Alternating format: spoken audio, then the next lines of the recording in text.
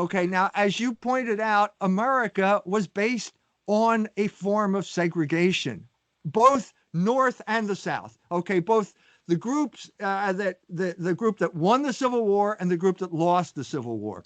In the South, that segregation was based on race. In the North, that segregation was based on ethnicity. So what you had was ethnic neighborhoods in every big city in the United States of America. And so I grew up in an Irish neighborhood as an infant and child.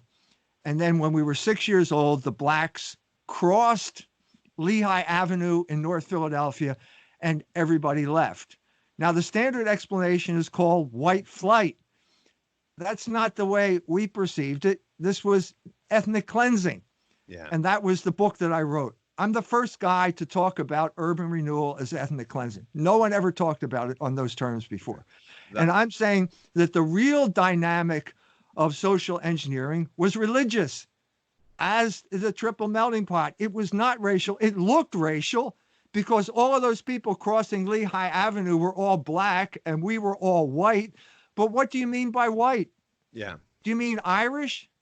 Well, we thought we were Irish until you're Irish until you're confronted with black people, and then you become white. It's not an identity. It's a category of the mind.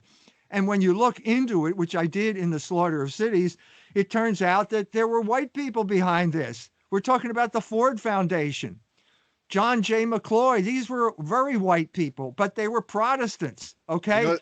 And these Protestants would hire other Protestants, black Protestants like Leon Sullivan, to bring the black people up from the North Carolina, South Carolina, and act as proxy warriors to drive the Catholics out of their neighborhoods. When those Irish Catholics left that neighborhood and they moved to the suburbs, they became white. Same thing with the Poles, the Italians, so on and so forth.